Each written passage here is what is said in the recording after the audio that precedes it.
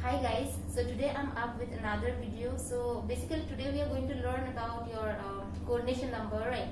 So but before that I would like to say something, that is, you see the last video that I recorded, I think there was some confusion. I feel that there was some confusion in the part where I was discussing about the bidentate chelating ligand relation, right?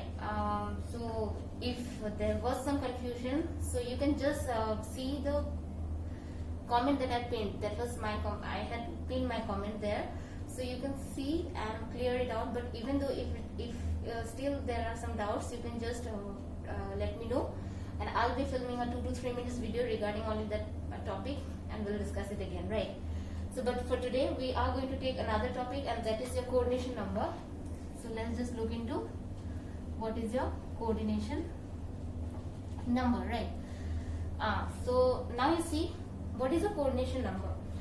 So if I take the same complex that I had taken in the past few days, that is your central metal ion is a cobalt, and you see it is surrounded by ligand, that is you have 3 neutral ligands, and there are 3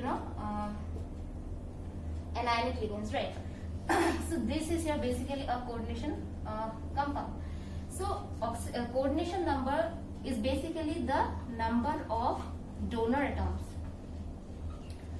Number of donor atoms that are directly attached to the central metal ion. So here if you can see, the donor atoms that are present are 6 in number. You see nitrogen is donating here from this ammonia, from the ligand ammonia, and Cl is also donating, right? So here we can say that the coordination number is 6, but you cannot conclude it that coordination number will always be equal to the number of ligands. Since here there are 6 ligands, so you may think that why she had told about the number of donor atoms directly attached or to the central metal ion, right? So because I have some examples, I'll be taking it here after this. You see here by chance it happened that the coordination number is equal to 6, that is there is the number of donor atoms is also 6, and the number of ligands attached is also 6. But if I take another example, for example cobalt, and we have 3 ethylene diamine ligand, right? Ethylene diamine that I showed you, it is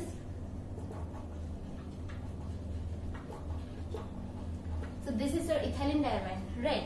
So you see it has 2 donor atoms to be donated.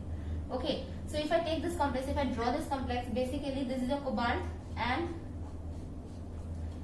you have this right, this is your ethylene diamine,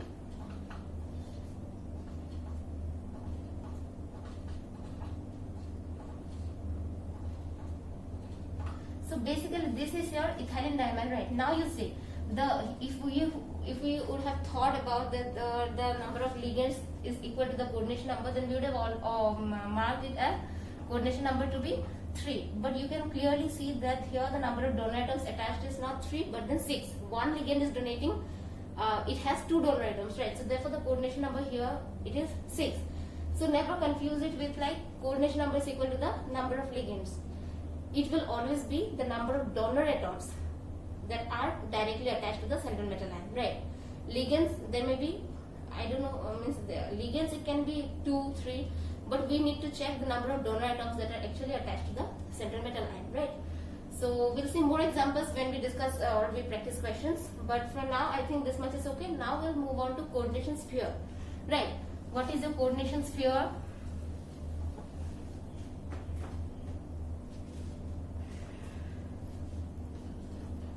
Coordination, I think the marker, okay, so you see coordination sphere, right? Coordination sphere or coordination entity, the same thing, okay? So the coordination sphere or the coordination entity is the same thing, and the other thing that we are going to learn today is your counter ions. So there's nothing to learn, these are basically the terms given when we draw a coordination complex.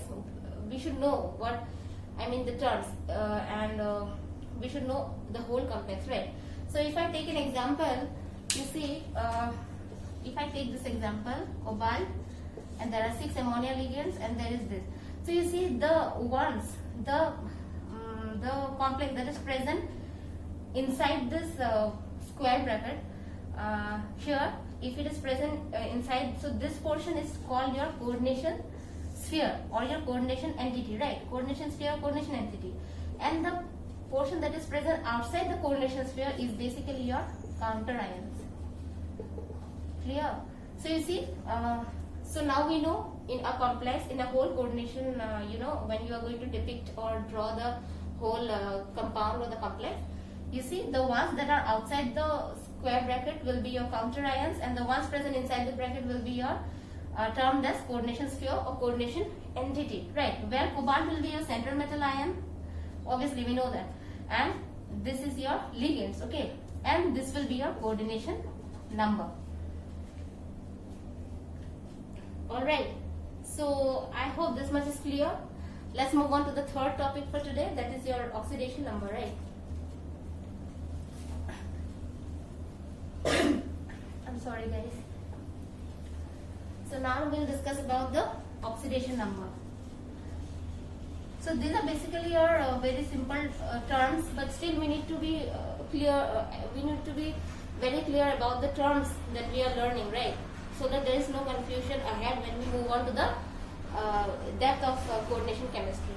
So oxidation number, basically, oxidation number means oxidation number we basically calculate of the central metal ion, right? So if I take an example, suppose iron, God knows what has happened to all the markers.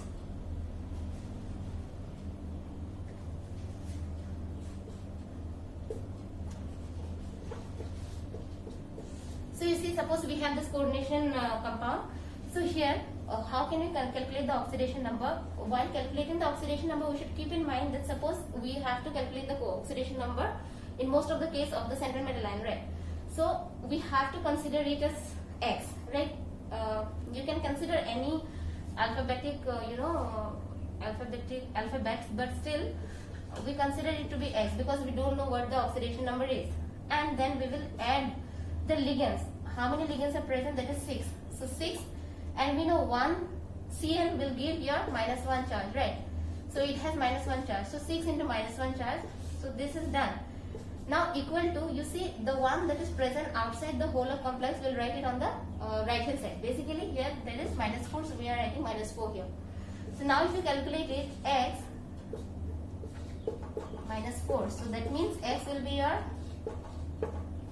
+2. That means here the iron is in your +2 oxidation number, right, or oxidation state. So basically it is a calculation of your positive and negative charges and those that are present outside the sphere, and when you once calculate it, you basically calculate the oxidation number of the central metal ion. I hope this much is clear. So we'll see tomorrow some other topics. So today this was a very short video, it was because I had not uploaded for 2 days, so I thought I'll just discuss this very simple topic. So I hope this much is clear, and yeah, let's meet tomorrow. Thank you.